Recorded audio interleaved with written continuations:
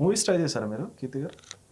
వస్తుంది. స్టార్టింగ్‌లో ఆడిషన్స్ కానీ ఎవ్రీథింగ్ బట్ నేను రావడంతోనే సీరియల్‌తోనా?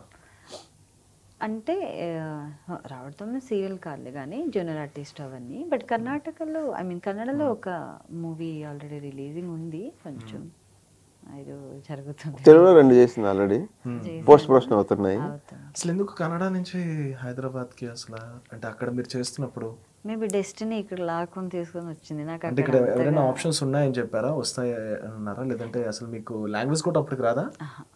అదొక పెద్ద జర్నీ ఉంది తంది.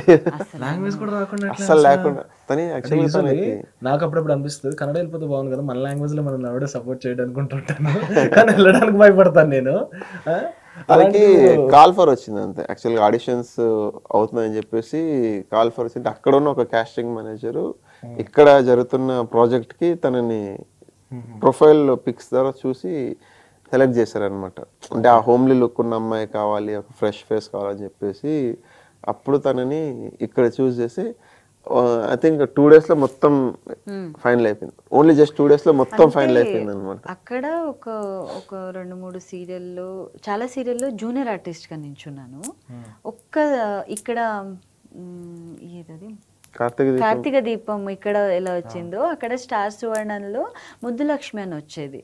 దాంట్లో ఫస్ట్ మెయిన్ లీడ్ గా చేసింది. మెయిన్ లీడ్ అంటే ఇక్కడ మోనికా క్యారెక్టర్ ఎలా ఉండిందో అక్కడ నేను యామిని అనే క్యారెక్టర్ ప్లే చేసా. అది కూడా నాకు కొంచెం ప్రొడ్యూసరు అదే ఈ కమిట్మెంట్ పర్సన్, సో దట్ తనకి సెట్లో కొట్టేసి అంత నాకు వద్దులే అని వచ్చేసాను. నేను చెయ్యను అని వచ్చేసా. సో అది అయిన తర్వాత ఏదో వేరే సీరియల్కి, తెలుగు సీరియల్లే ఆడిషన్కి వెళ్ళాను. అక్కడ ఇంకొకరు ఎవరు కోఆర్డినేట్ చేస్తారు కదా సార్ ఉన్నారు, Guruprasad something, Nagendra Prasad.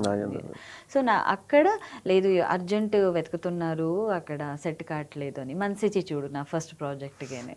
So already ఆ సీరియల్కి 300 పర్సన్ని ఆడిషన్ చేసి ఉంటారంట, ఎవరంతా సెట్ కాలేదు. సో ఇక్కడ వాళ్ళు ఫోటో తీసుకొని ఇంటికే వచ్చేసి, ఇంకా అప్పుడంతా మా ఫోటోగ్రాఫర్ అవన్నీ తెలియదు కదా, మొబైల్లో వాళ్ళు తీసుకొని ఇచ్చేసారు. తన కండిషన్ అప్పుడు ఏంటంటే డెంగ్యూ ఫీవర్ తో 103 ఫీవర్ తో ఉన్నింది. వాళ్ళే పాప ఇంటికి వచ్చి వీడియో తీసుకొని పంపించేసారు. అది అక్కడ ఓకే అయ్యింది. ఓకే ఇంకా 1-2 days అంతే అయిపోయిన తర్వాత నెక్స్ట్ నేను ఆల్రెడీ హైదరాబాద్ లో దిగాను. అది కూడా భయం, ఏమీ తెలీదు. ఇంకా వెళ్ళిపోదాం ఇంకా హైదరాబాద్ వద్దు, ఏమొద్దాం. హైదరాబాద్ వచ్చిన ఫస్ట్ ఫ్యూ డేస్ ఎవరికైనా భయం వేస్తుంది, ఏడిపోస్తుంది. బట్ కానీ తనకు అంటే నాకు తెలుగు తెలుసు కాబట్టి అది. బట్ నాకు హైదరాబాద్ అడుగు పెడుతుంటే సీరియస్లీ నాకు ఎంత ఫీల్ ఉంది అంటే నా డ్రీమ్స్ మొత్తం హైదరాబాద్లో కనబడుతుంది అనమాట. సో నేను ఇక్కడ ఏదో సాధించబోతున్నాను, నాకు ఇక్కడ నా ఫ్యూచర్ ఇక్కడే ఉంది. చాలా చాలా అంటే అందరూ ప్రతి ఒక్కరు ఇండస్ట్రీకి వచ్చేట ముందు ఆలోచిస్తారు కదా, సేమ్ అలాగే ఒక్క చాలా పాజిటివ్ ఫీల్తో వచ్చారనమాట. చాలా మంది భయపడుతూ వస్తారు కదా, నేను ఒక్కడు చాలా అంటే ఇంకా కరెక్ట్గా సంక్రాంతి 14th అయింది.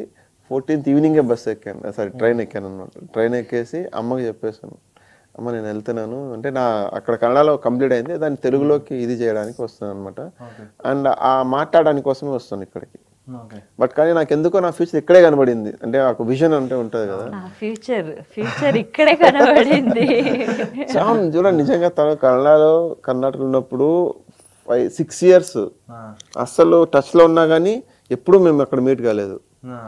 ఇక్కడికి వచ్చాను, ఇక్కడ వస్తే నా మూవీస్ ఇదయింది, మంచి పాజిటివ్గా వర్క్స్ అయింది, అన్నీ కనిపించింది. తను నాకు ఫస్ట్ మీట్ అయింది హైదరాబాద్లో మీట్ అయింది.